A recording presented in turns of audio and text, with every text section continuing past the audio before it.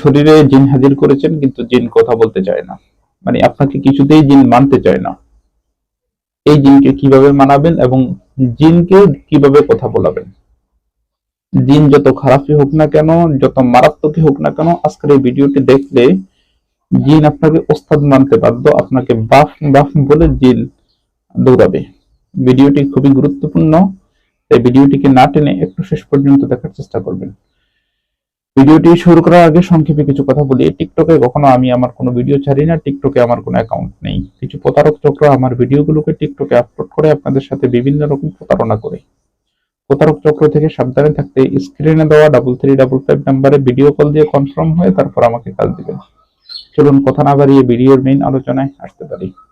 জিন কিছুতেই আপনাকে মানে না। রোগীর শরীরে জিন হাজির করছেন কিন্তু অনেক সময় জিন কথা বলে না। অনেক কিছু জিন থাকে এত খারাপ, এত মারাত্মক, দেখবেন রোগীর শরীরে একদম চাবিয়ে পেঁচিয়ে মুড়িয়ে একদম অবস্থা কাইল করে ফেলে। আপনি যত আমলি করেন না কেন, আপনি যত মারাত্মক মোদাব্বেরি হন না কেন, জিন দেখবেন আপনার কোনো কমান্ড সে মানে না। সে কিছুতেই তার মুখ দিয়ে আপনি কথা বের করতে পারতেছেন না, বা সে নিজের মুখ দিয়ে কোনো কথা বলতেছে না। আজকে যে আমলটি আমি দিব, এই আমলটি যেভাবে বলবো ওভাবে করবেন।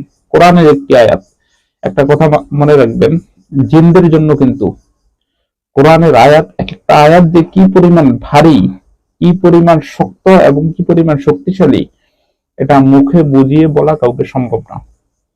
এই জিনদের জন্য এই কোরআনের আয়াতগুলো যে কি ভারী এক একটা আয়াত। তো মনে করেন আপনি রোগীর শরীরের জিনটাকে কোনোভাবে হাজির করেছেন, হাজির করার পরে আপনি বিভিন্ন রকম আমল করতেছেন, কিন্তু জিন বিভিন্ন রকম তেল পরা দিচ্ছেন বা বিভিন্ন রকম আমল করে রোগীর শরীরে ফু দিচ্ছেন, কিন্তু জিন কিছুতেই মানতেছে না, বা জিন কিছুতেই কথা বলতেছে না, বা জিনটার মুখ দিয়ে আপনি তো সওয়াল জবাব করতে হলে কথা বের করতে হবে, কিন্তু কিছুতেই জিন কথা বলতেছে না বা কথা বের করতেই পারতেছেন না।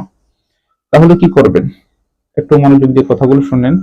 কিছুতেই যদি রোগীর মুখ দিয়ে আপনি কথা না বলাতে পারেন বা বের করতে না পারেন, তাহলে আপনি একটা জিনিস মাথায় রাখবেন। এখানে দুইটা পয়েন্ট। একটা হচ্ছে যে আমলগুলো আপনি করছেন, এই আমলগুলোর মাধ্যমে জিনটা যতটুকু শাস্তি পাওয়া দরকার বা যতটুকু শাস্তি পেলে সে কথা বলবে, অতটুকু শাস্তি তার হচ্ছে না।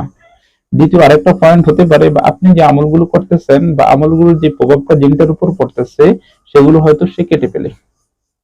এই দুইটা কারণে জিন আপনার সাথে কথা বলতে নারাজ বা বলে না, বা সে তো সহজে আপনার সাথে কথা বলবে না।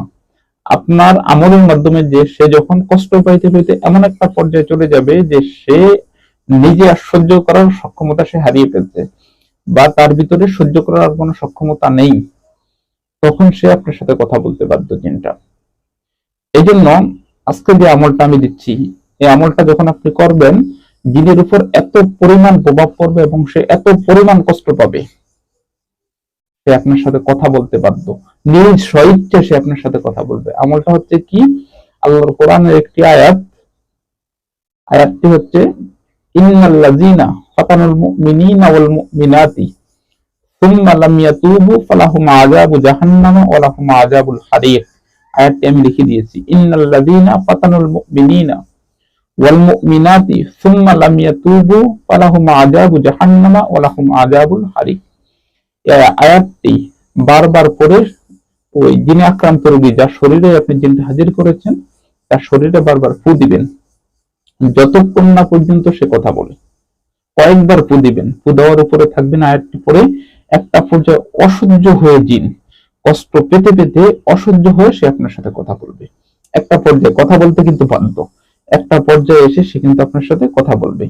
তো যে আমলটি দিলাম, এই আমলটি করে দেখেন, জিন যত খারাপ হোক না কেন, যত মারাত্মক হোক না কেন, সে আপনার সাথে কিন্তু কথা বলতে বাধ্য। সে কথা বলবেই, আমি বলছি সে কথা বলবেই, 100% সে কথা বলবে। তো এই আমলটি করে দেখেন, ইনশাআল্লাহ 100% ফলাফল পাবেন।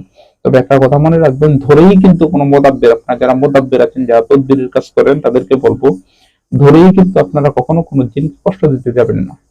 প্রথমে আপনি আপনার কৌশলের মাধ্যমে বিভিন্ন কৌশল অবলম্বন করে, বিভিন্ন রকম কৌশল অবলম্বন করে জিন থেকে কথা নেওয়ার চেষ্টা করবেন। দেখা যায় আপনি একটা আমল করবেন, আপনার আমলটা কেটে ফেলবে। দ্বিতীয়বার যখন আমলটা করতে যাবেন, তখন ওই আমলটা কিন্তু ওটার গায়ে লাগবে না। এই জন্য আপনি কয়টা এমন আমল করবেন ধরেই কিন্তু কোনো জিনকে আপনি শাস্তি দিতে যাবেন না, আপনি কৌশল অবলম্বন করে তারপর জিনকে শাস্তি দিতে যাবেন। বিষয়টা হয়তো বুঝাতে পেরেছি। ধন্যবাদ।